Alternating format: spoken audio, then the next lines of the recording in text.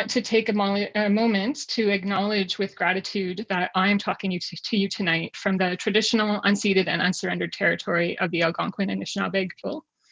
In honoring the land and our Indigenous relatives, I want to take this opportunity to express Cowie's commitment to decolonizing, to unlearning, and to walking in right relationship with each other and with the land.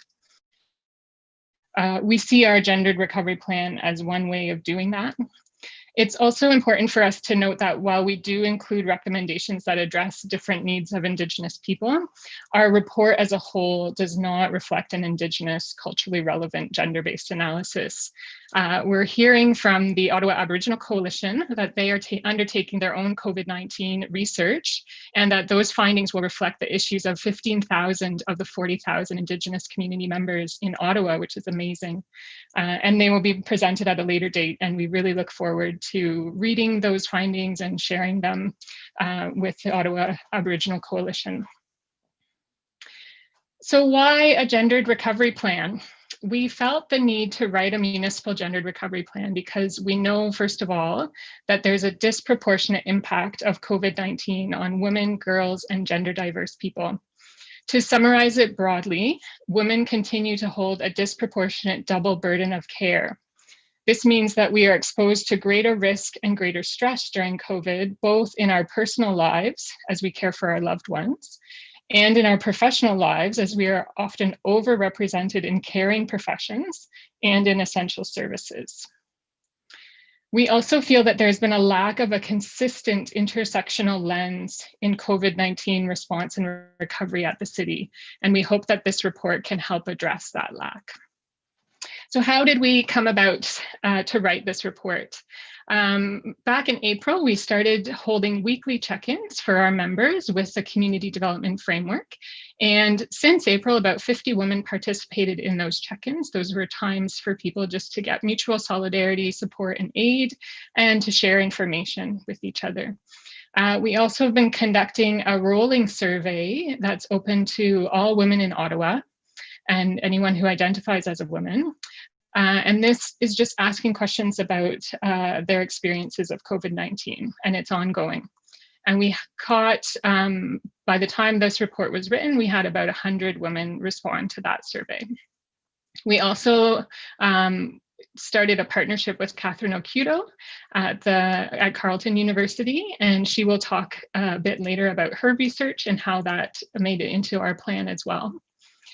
So altogether, this plan represents about 150 women from across Ottawa. It represents a diversity of women and gender diverse people, a diversity of perspectives, a diversity of lived experiences, and we really look forward to hearing your comments tonight. So without further ado, I will introduce the panelists. Start with Valerie Assois. Valerie calls herself a bridge builder between heterogeneous groups, a member of l'Assemblée de la Francophonie de l'Ontario and of the board of the Mouvement d'Implication Francophone d'Orléans. Valerie is also an equity and inclusion specialist. She is an elected school board trustee for the French Catholic School Board. And Valerie has also been a member of the Cowie Steering Committee since 2016, and she's now a member of the Cowie Board. Catherine Okudo is a doctoral candidate at the School of Social Work at Carleton University. Her research focuses on how systems such as charities and community organizations that are set up to meet people's needs impact people's sense of self, social citizenship, and ability to meet their needs. Prior to her doctoral work, Catherine was a community developer and mental health counselor here in Ottawa. And Amanda Lowe Warnakula Surya is the Policy and Communications Coordinator at Cowie. She leads our weekly online check-ins. She sends out our weekly COVID-19 newsletters. She builds our social media presence, and she has worked tirelessly on our gendered recovery plan. Amanda applies her experience with the music industry to work towards an accessible, gendered, BIPOC, and queer lens in all of Cowie's work. And finally, Sue Garvey is here representing Councillor Kavanaugh's office, particularly in Councillor Kavanaugh's role as gender liaison on council. Sue herself has decades of experience working on women's issues, especially in her role as executive director of Cornerstone Housing for Women Shelter and Affordable Housing. So with that, I would like to invite Valerie Assois to kick us off. Good evening, everyone. I'm so honored and proud to be part of this panel today. I decided to talk about housing and income because those are two aspects that are very dear to me because I've been living in Ottawa housing, so I understand what it can be to be out of house. Also, right now, I am self-employed, so you can understand that I'm very touched by all those issues. I'm not going to go in depth in the numbers and all that. I would like just to say that for now, we all know that those who are touched by this, by the COVID-19, are largely from racialized newcomers and over marginalized communities. And those who are, this includes any people who are experiencing homelessness and who rely on emergency housing. They are at higher risk of contracting the virus due to overcrowding. And we all know that new affordable housing is being built, but it is further away from rapid transit and access to basic support, whether that is food, childcare services, healthcare, or workplaces. So I'm going to more talk about the recommendation that we would like to share. Is it okay like that, Valerie? Talking about the recommendations. Yep, go Okay. ahead. So we have 5 main recommendations that we're going to just read and share with you. We would like to work with the federal government to advance the right to housing at the municipal level.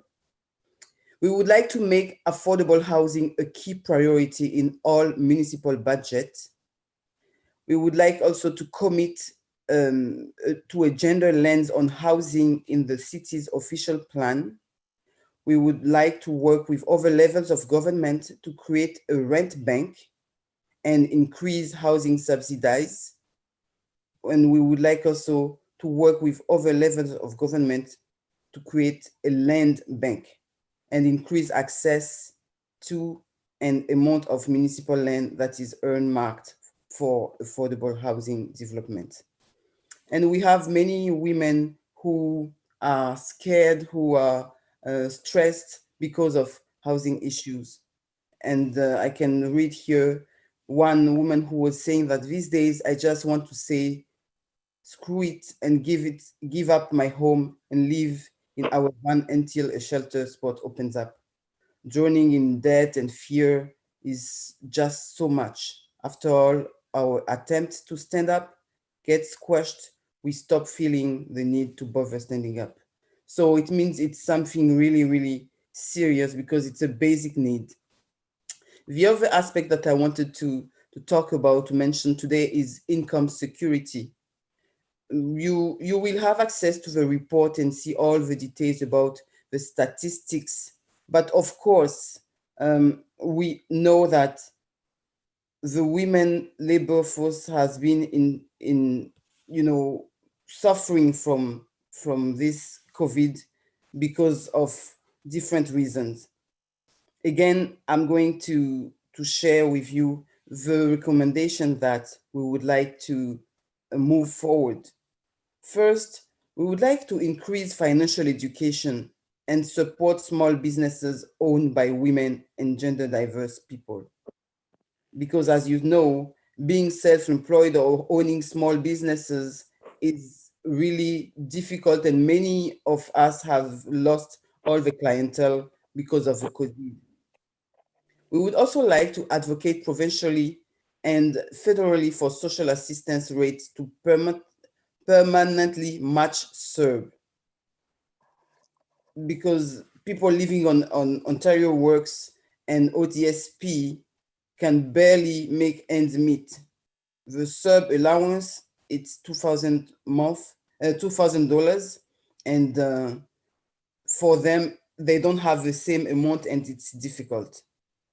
We would like to ensure adequate financial resources and equitable policies for youth employment.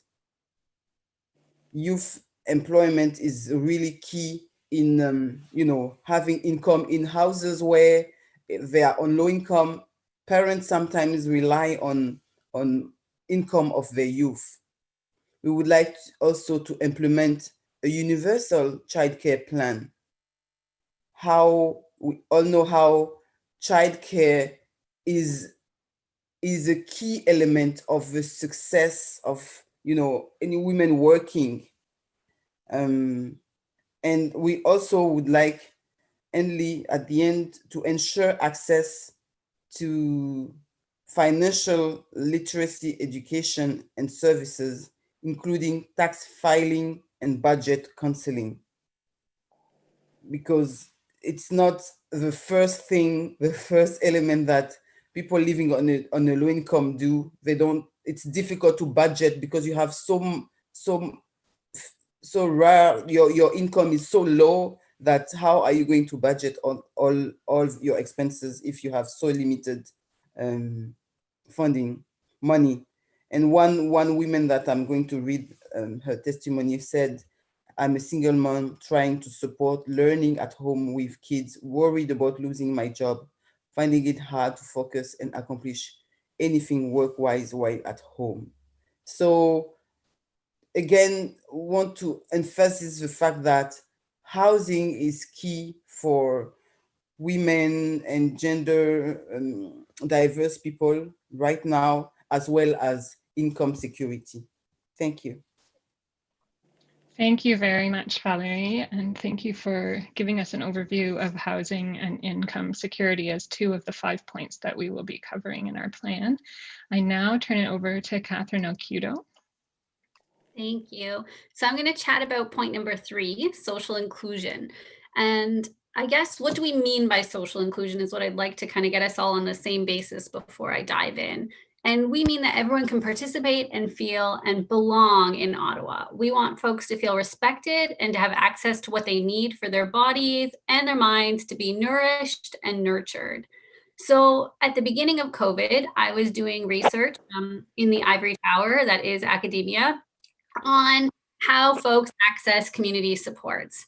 And then all of a sudden we had COVID and all of our worlds turned upside down, and how folks access resources and services really, of course, changed. So I wanted to make sure to capture that in my research. So what I did was, everybody who was involved already, I sent an invitation out just saying, I would love to hear about your experiences and what you're willing to share every 2 weeks as we move through the pandemic. So I had a subset of the original group. I have about 15 people who every 2 weeks very generously detail the resources that they've gone out and accessed, and they let me know how it's going for them, or if they're too tired to call because it's exhausting to try to ask for help all the time, and all those sorts of pieces. So they really graciously shared that with me, and then I summarize that every 2 weeks and get it over to the folks at Cowie so we can work together to kind of bring all of the things and the voices that we're hearing to try to make a plan to reimagine a more inclusive city. So the biggest piece that came out and that became really apparent is that the pandemic has further exposed problems with how we rely so heavily on the community and community organizations to be the catch-all for all social problems. So our community is tired, and our community organizations are working so hard to pivot to provide services. But there's a lot that's not working, and it wasn't working before. And issues are now really amplified, and we need to start making concrete plans on how we can move towards relying less on our community agencies to meet basic fundamental human needs, so that the community can pivot to put their efforts towards fostering belonging, connection, physical and social activity, and civic engagement. So in our conversations and in our surveys, there were some key themes that came out in the areas of social inclusion. For the sake of time, I'm just going to go into 2 main ones, and the rest can be found on page 13 of your report, which I'm sure you all have so close to you, just like I do with mine. So first, our real concern is around mental health. So people are exhausted. We're all exhausted right now. People are lonely and they're scared. And For mothers and parents, weekends are more exhausting than weekdays half the time, right? We're not getting any rest. And folks are stressed and anxious. We need to do more to support folks' mental health right now. People need longer term mental health services, and we've had a real strength in the city with crisis support programs coming forward, but we need to move beyond this to providing longer term resources. We keep hearing that folks are being prematurely cut off of their counseling, and people don't want to see a new counselor every single time they need to talk to someone. It's exhausting and it's really triggering, especially for people who have trauma in their past, keep telling their stories over and over again. So we continuously hear about folks who are on wait lists for long-term counseling for far longer. Sorry, they're on these long wait lists, and then they get access to the service for way shorter than they were on the wait list for. So we are really advocating to see more than one-off sessions. While very important and necessary, we want to see those as a small piece of a response to mental health, but not the complete answer. Second, and very related to mental health, is we have a lot of people feeling very isolated and unconnected, which I'm sure we can all relate to, right? And that just keeps occurring in all the feedback that we're hearing. We have people with no or poor access to the internet, particularly in our rural areas. And we also have people who are doing all their connecting with their online services on their phones with very limited data plans. And as many of us have experienced, our community programming and events are canceled, and we're distancing, right? So within a COVID context, many of the more social aspects of our community sports have taken second priority to getting people their basic needs.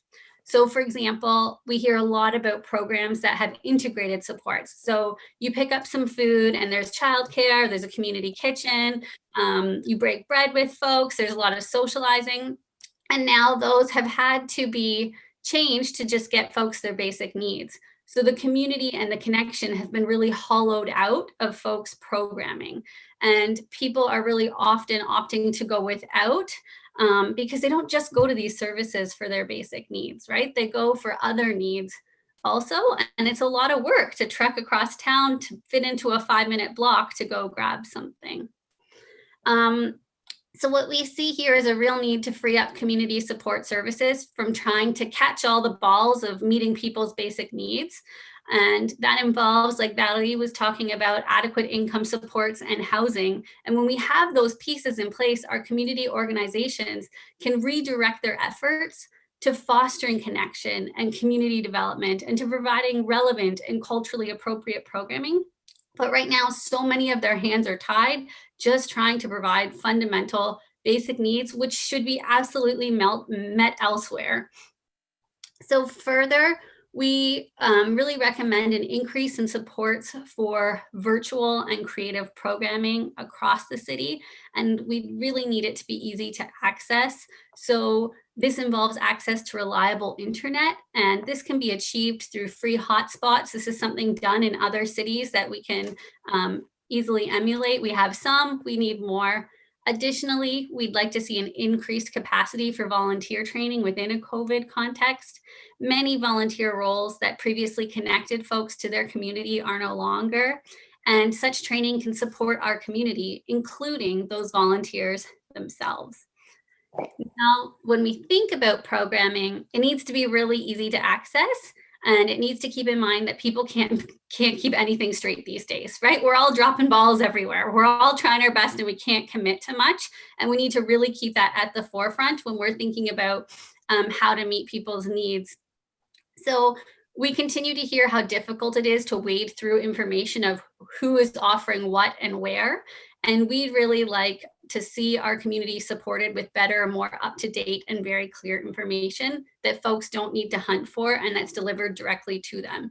We hear that folks really like emails directly to them stating, this is what's going on this week, this is where you have to go, not searching through well-intentioned Facebook pages in different places to try to look through information. So very small, concrete ways that we can support our community members right now through some of these pieces.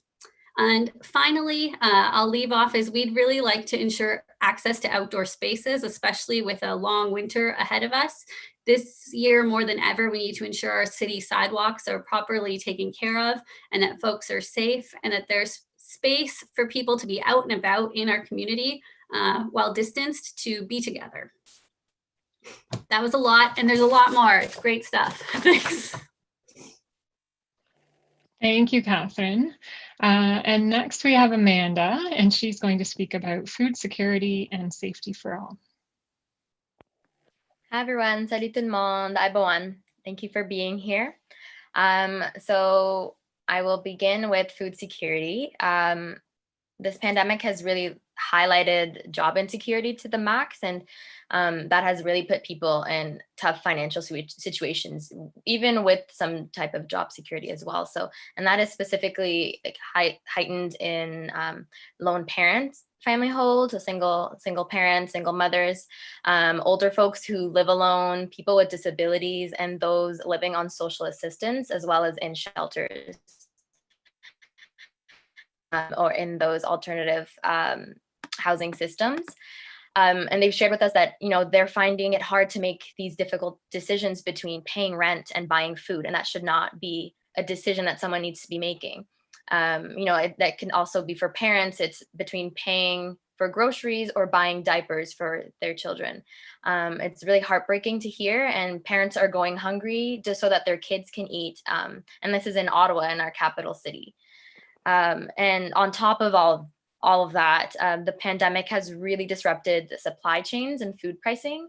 So food banks and food delivery systems services are maxed out. They are at capacity. You know, they have to have reduced their hours of operation to keep everyone safe, and their volunteers and staff also safe, be that physically, health-wise as well, and just their capacity-wise.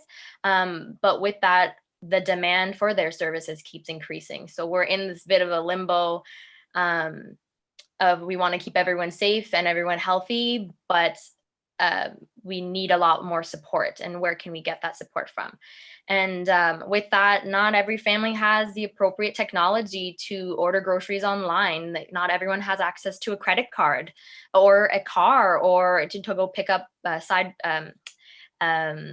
pickup, or even they don't have access to connectivity. So that could be not having access to Wi-Fi or internet at home, or not having access to a device to order or to get in touch with these services. So food security for all just requires investing in robust and sustainable food infrastructure, and it needs to be affordable, accessible, and culturally appropriate. And so with that specifically, we go into a few key, I'll go into like 2 or 3 things that I think are important with food security. For the services that we do have with food banks and prepared meal programs, we need to make sure that that model is dignified. So making sure that we can offer more choices with more respect to and more freedom for those that are accessing these services. So that can be done through creating partnerships with, so food banks can create partnerships with ethnic community grocers and local farmers and community gardens, so that they don't have to be limited to a box that they are given. Like, here's what we have so far, here's what you'll have to make do with for this week or this month. These models can be more dignified in the sense that they can, if we let folks pick their own groceries, shop where they actually want to shop, this will give them more access to healthier food. And like I said, just more culturally appropriate food for them.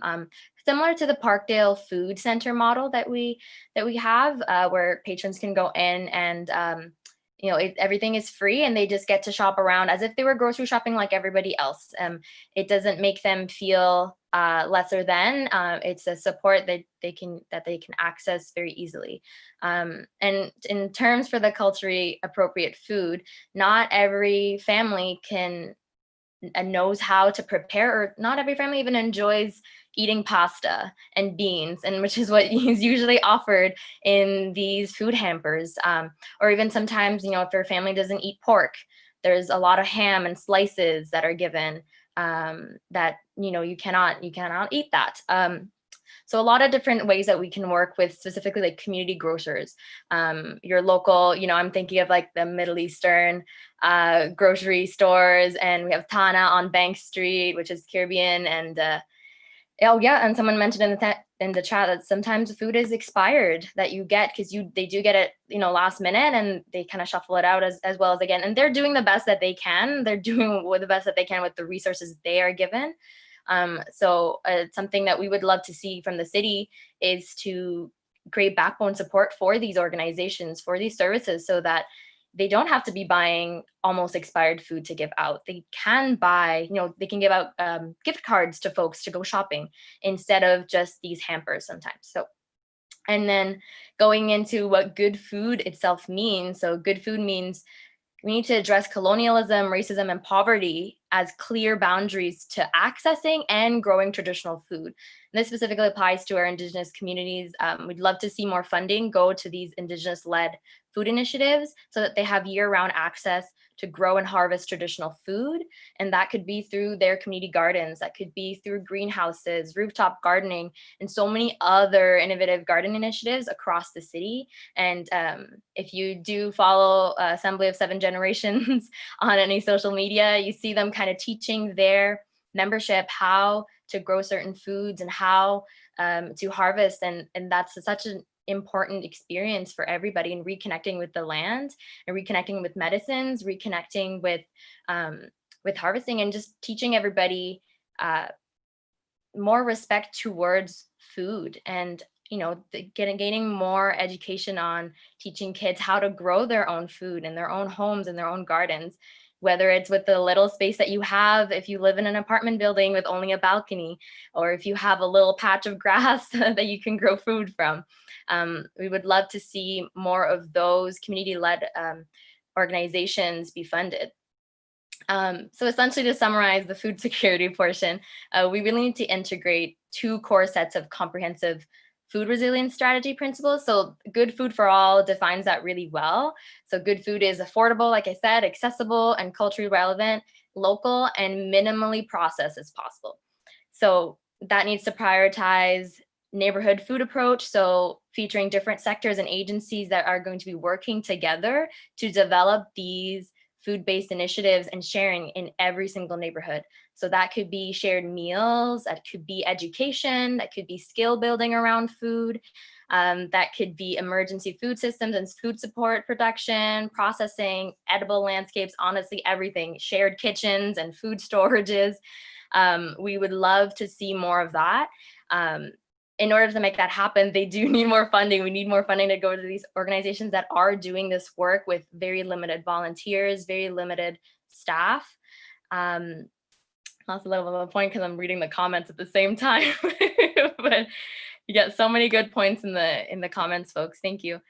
And that's it essentially for food security. And I'll get into safety for all, which is honestly something that is very, very, very hot topic at the moment, and which we really want to stress because COVID-19 once again has resulted in so much greater insecurity for people. And we're hearing increased rates of domestic violence and elder abuse. We're hearing a lot of violence against trans women and women who are unhoused, and a lot of increase of online sexual and financial exploitation as well. And unfortunately, a lot of like heightened surveillance of low income and racialized communities by law enforcement, by Ottawa Police Services, and even the public. So as a community, we need to be doing so much better than what we are currently. So safety for all includes supporting services for sexual violence survivors, creating safe public spaces, particularly for women, racialized and low-income communities, and incorporating an intersectional gendered lens into all aspects of city planning. So two main points that I'd like to highlight is we need to provide ongoing sustained funding for innovative practices such as Unsafe at Home Ottawa that launched not too long ago. We need that to extend beyond the pandemic. It can't just be for this next 2-3 years, depending on, not sure how long we'll be in this for, but we need to find more long-term support for these systems. And we need to create a missing and murdered Indigenous women and girls and Two-Spirit folks working group at the city, with groups that are already doing this work. That needs to be, once again, more support needs to be put into those organizations. We need to develop a civilian gender-based violence intervention team, which will, and like that can be focused on survivor support and connection to services, which will replace police intervention in sexual assault and intimate partner violence and economic abuse situations. And that also applies to supporting folks that are racialized, that are interacting in these police situations and mental health crises to get support, and that is not through police intervention. So generously, we need to be supporting these organizations, especially those that are providing support for queer youth, so LGBT youth, and which can be for counseling, for shelter and health services access. So we need to meet the survivors where they're at, meet these folks where they're at. And there is an urgent need to implement culturally appropriate and supportive care initiatives through existing community-led organizations. So we need to be diverting crisis intervention away from police and into better funded community work and services. So this will especially help those that do not trust police services, that do not even trust social workers or therapists in Ottawa.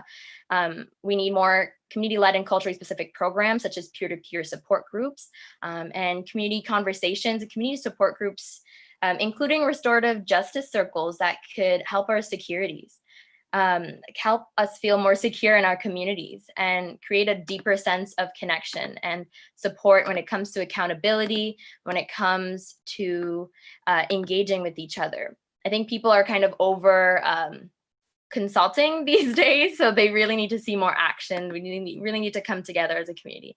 So in conclusion, I got my little 2-minute warning.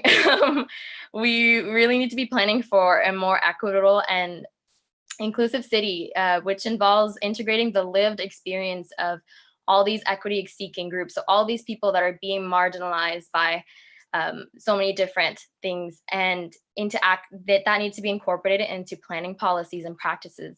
And it needs to be backed by resources, policy, and programming, and other forms of city support from the city, so that the people are voicing their concerns, and it's time that they are finally listened to and heard, and action. That's what we need, is more action.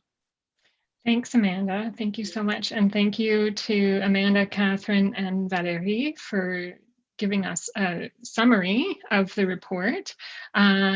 I was asked in the comments too, about printing off the report. And so the report's available right now as a PDF, but we are happy to print off copies and send them your way if anyone wants a paper copy, if that would be helpful. So if you do, please write your name in the chat. And Joanna, can I ask you to take note of that, and we'll get a list of people. Thank you. So now I'm going to ask Sue Garvey if you will join in and share a little bit about what you've heard and how you think we can best work with city councillors, best work with city staff to move these recommendations forward.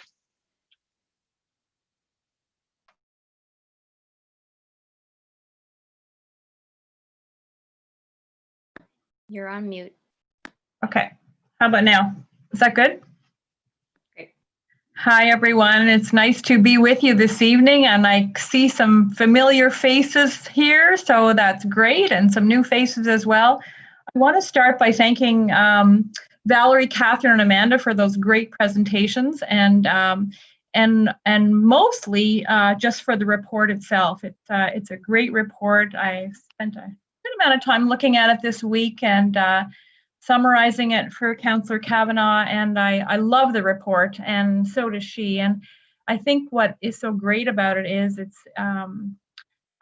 it's really easy to understand. It's fact-based. It's based in women's experience. It's practical in terms of asking for some very specific things that we need to do in the city. And so it's kind of a wonderful blend of being inspirational and visionary at the same time as really practical. And I think that's really helpful in a report like this. And a very timely and important report. It was great to hear that we're the first ones in Canada to do a gendered recovery plan. That's pretty exciting. I didn't know that. So thanks so much for all the work that you do at Cowie all the time, all of you. I haven't been at the weekly check-in meetings for a little while, but I know that some great conversations are happening there. And that really has been the basis of your understanding that goes into this report. So that's one of the real strengths of Cowie. So I'm going to kind of change the focus a little bit. I wasn't invited to be here. Councillor Kavanagh was invited to be here, and really wanted to be here, but had something else that she had to go to tonight. That was a family matter that was planned for quite a while ahead. So she wants to send her greetings, and together we worked on some of the things that she wanted to say tonight. So I'll be kind of bringing some of those points to you. Really what we were asked to talk about was, how do you take this plan, this recovery plan, and move it into, move it closer to City Council and find some ways to kind of push it out there in terms of what happens in decision making in the city. And we know it's a really important time. We're at budget time right now. Lots and lots is going on, as you know, and lots is going on in the world of women's issues and things that matter to women right now in our city. And so, you know, as Councillor Kavanagh and I were talking, we're saying, you know, this is a really good time. We believe this is a good time to be bringing women's issues forward at City Hall and in our city right now, and that there's attention being paid, and there's more and more understanding of how critical it is that women's voices are heard when decisions are being made at City Hall. So that's kind of a little bit of kind of an introduction. Myself, I come from a background in the community, so I'm sitting here as someone who spent, you know, years and years being in the position that you guys are in that, you know, you have important things you want to say to our city, you want to say to decision makers, and you're out there kind of wondering, you know, is anybody hearing? Is anybody really hearing what we're saying? You know, and how do we kind of increase that impact, that voice? So it's kind of interesting to be here and have had a chance after retiring to be able to go and work in the office of one of the city councillors, and particularly the one who is the Women and Gender Equity liaison to council, Councillor Teresa Kavanagh. So that's kind of the voice that I'm coming to you from tonight with, as I said, her greetings and wishes that she could be here herself. Want to start off by saying that you have an ally in Councillor Kavanagh. You have an ally in a number of councillors on City Council right now, and I can see Marianne Wilkinson here. It's great to see you, Marianne. And Marianne was always one of those people who would speak for women's issues. But there are a number of people on council right now who are really listening, and they're not all women, men as well. So we believe it's a good time to push forward our agenda for women's issues. So really, you know, just kind of a few suggestions. And I would preface this by saying, you know, Cowie, we believe, is one of the most effective advocacy organizations in the city right now. You guys are very grassroots, and so when you come to speak to council, we know that you're speaking with women's experience backing you up, and that's really important. And you're just, you really stay on it. You stay on the issues, you're present, you're making your voice heard, you're talking to councillors. And so, you know, probably the strongest message that we would have for you is just keep doing what you're doing, because you're doing a really good job. But I'll throw in a few other thoughts as well. When you're making your presentations about whatever issue is that you're on at the moment, and right now it's the gender recovery plan, it's really important to bear in mind the other initiatives that are happening at the city that are aligned with your agenda. And so right now there's a number of those. We're in the middle of preparing for our women and gender equity strategy, which is very closely aligned to what you're talking about. And the community safety and well-being plan is coming to council as well. And we've just initiated the new gender and race equity, Indigenous relations, and inclusion branch. So those are all initiatives that are very active right now in the city and are very much aligned with what you're doing. So, you know, the more you can kind of tie in what you're doing to those other initiatives and make that clear that this is okay, we're asking for this, and it's also going to move forward those other initiatives as well. That's really helpful because you'll have more leverage there. The other thing that we were wanting to say, which again you guys know, is that the majority of the issues that you are that you tend to have as your top priorities are ones that are related to the work of the Community and Protective Services Committee. And so those are the counselors that you really want to have aware of what you're doing and have close relationship with. If you have to budget your time, which I know you do, those are probably the counselors that you really do want to talk with and know well. They're already on board with you, and they are wanting to have as much information as possible so that, you know, they can speak well to issues as they come forward. And then, of course, you know, as much as possible, talk to all the counselors, because some are maybe not as well versed in some of the things that we're talking about, but are people who are still open and still very committed to their city. So that's important as well. But the people on CPS committee, really important. And Transit Commission is one of the other ones, because you have transit as one of your main priorities as well. I wanted to let you know some good news that you may not be aware of, and that is this is going to get a little bit technical, but I think bear with me because it's important for you. Whenever a report goes from city staff to city council, whether it be a committee or council itself, there's a piece of that report that's called implications, and it's sort of at the end of the report.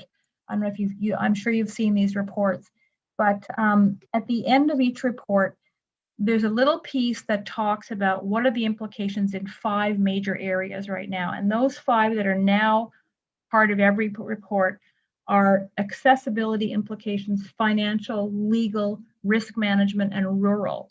And those have to be addressed in every report that goes to council and committee now.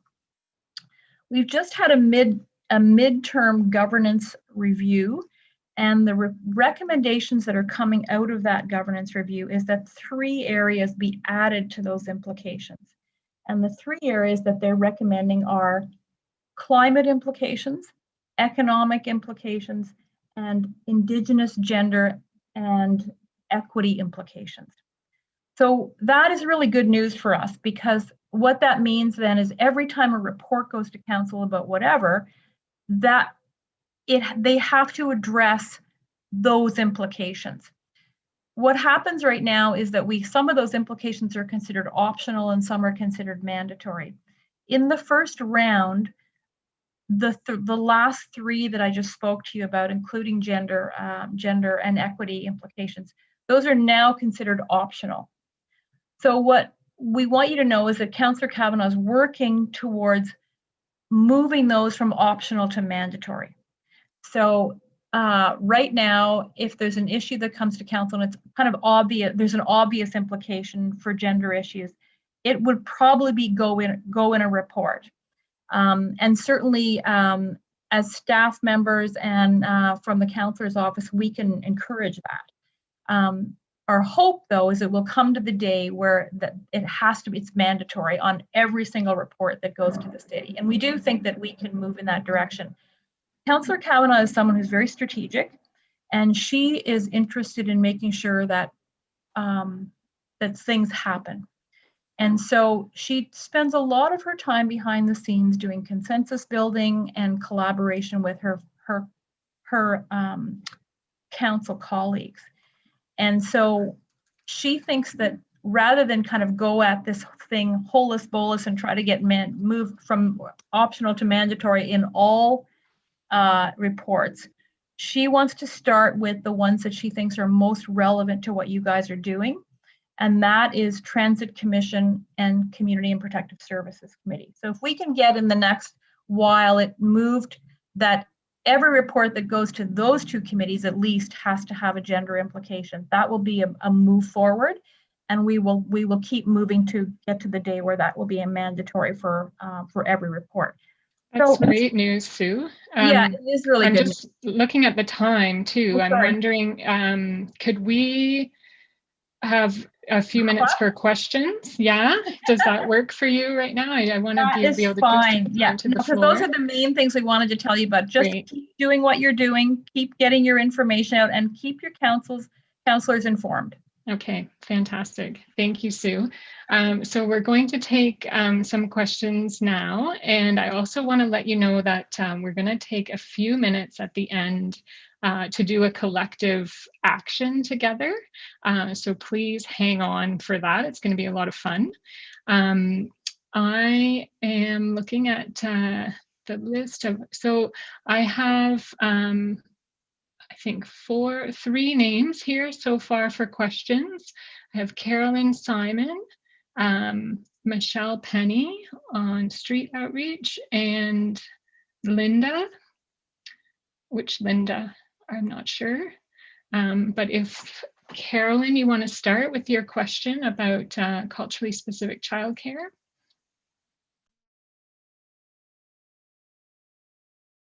And I think you're on mute.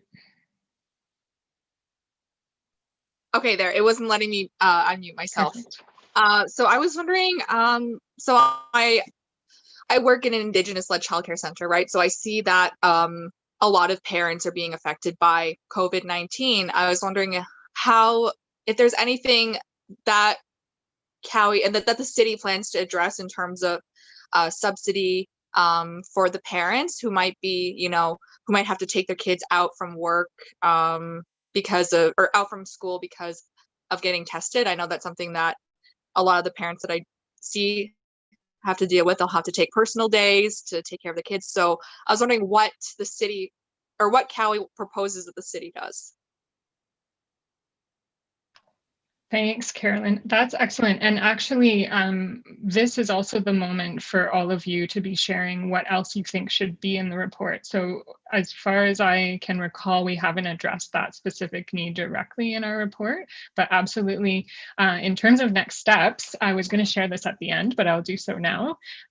We are planning that this is only round one of our gendered recovery plan, and we're planning on issuing a second one next year because we've noticed that COVID and people's experiences of COVID shift so much, and we know heading into a second year the needs are going to look different again too. And so we see this really as a living document, and we also hope that you will provide lots of feedback on it so we can incorporate these things going forward, and as we do advocacy throughout the year with City Hall on this too. So I don't know, Amanda, if you can speak to that one specifically, or anyone else. We touch on it a little bit in our in the plan, mostly regarding like implementing universal childcare plans. We would love to see childcare being offered at all city locations, at all community centers. So a bunch of these different, it's a bit tougher for folks in the rural communities as well because they have less access to these. They only have like one community center in a big area, right? So thinking of that as well. So that, yeah, it's in the plan a little bit, but we can elaborate more in the next one. And like you said, culturally appropriate childcare services as well. That is really interesting. I love that. So that is definitely something we can work on. But yeah, essentially, wonder if the city would be open to having childcare services at all of their buildings and all of their facilities. Everyone works. Not everybody, but there's every building has people working in it that probably have kids.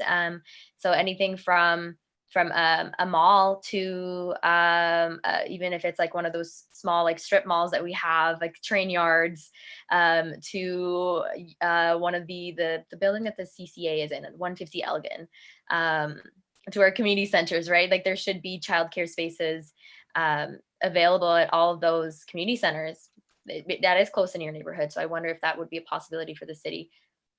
Great. Thank you, Amanda. Next, I have Michelle Penny and Linda Tripp. I'm going to see if we have more time after that. For now, we'll just take those next two questions. So Michelle. Hi, I have a question about our outreach workers. So back in the day, before houses to homes, we had 33 outreach workers out on the streets to deal with the homeless situation. The last COVID response was not very helpful for the homeless. And we are now coming into a very harsh season. And I would like to know if we're going to increase our number of people that are going to look out for the vulnerable that don't have access to every privilege that we have sitting here in this meeting. Thanks. Great, thanks, Michelle. And Linda, can you ask your question as well? And then we'll have time for answers for both of those.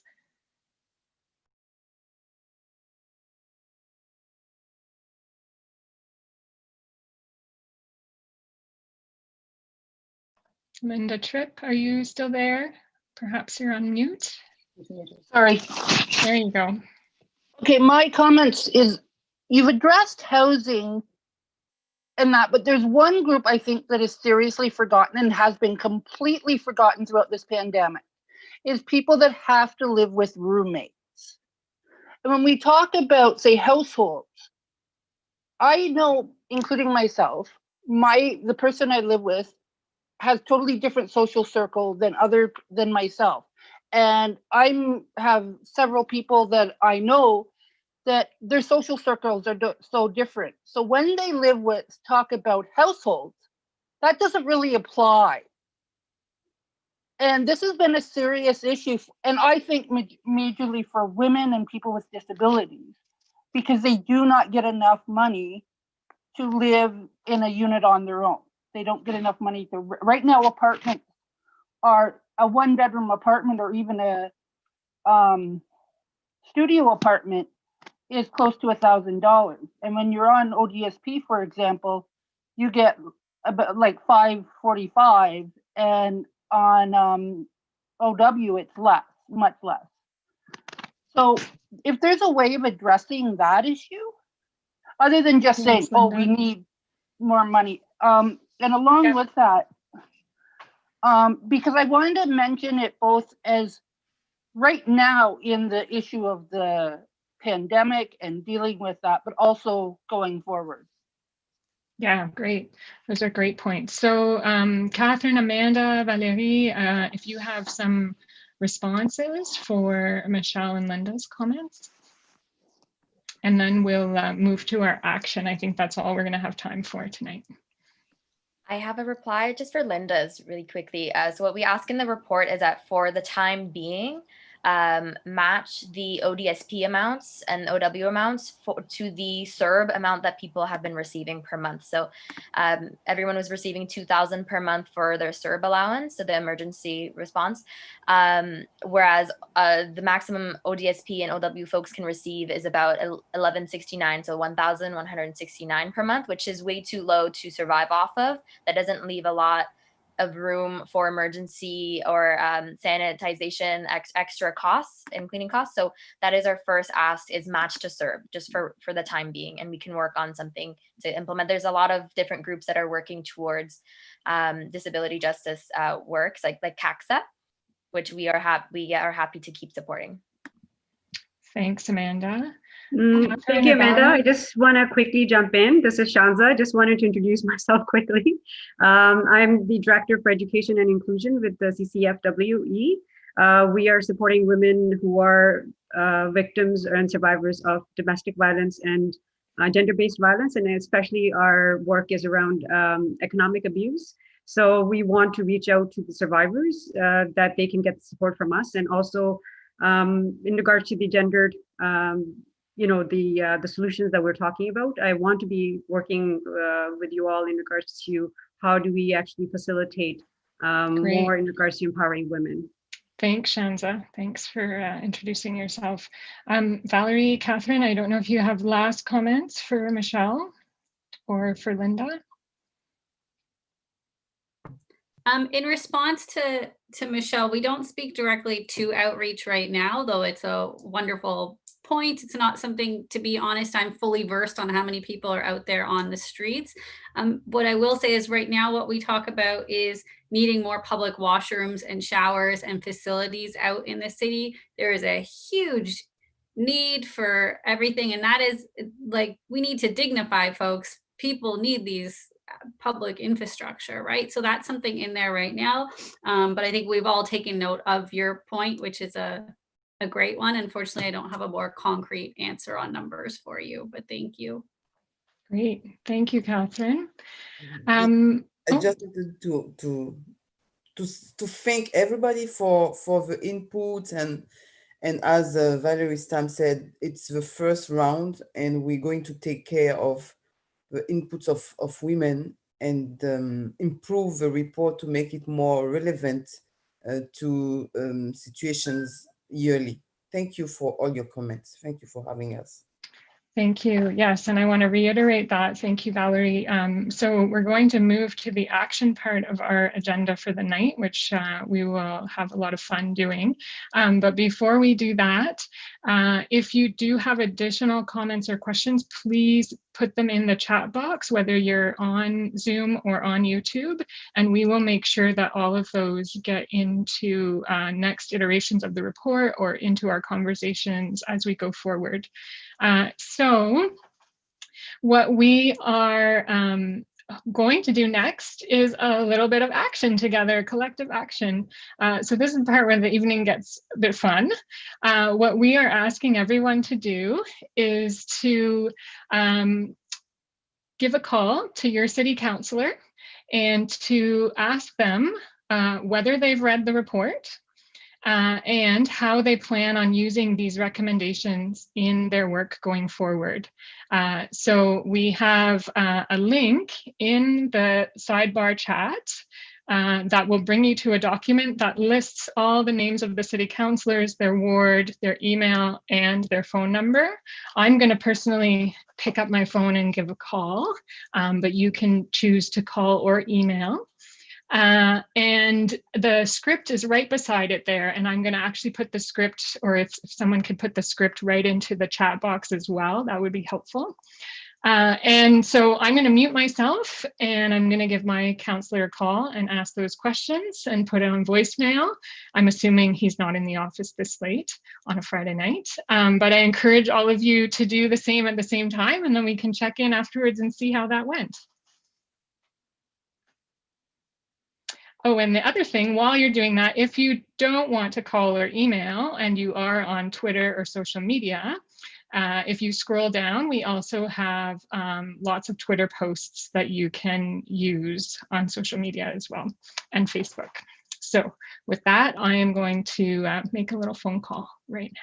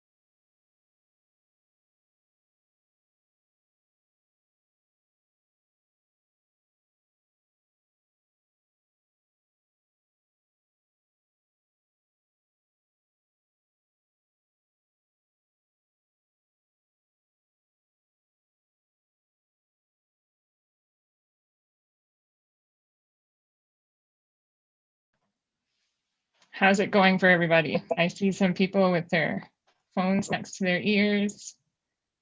Some people typing. Great.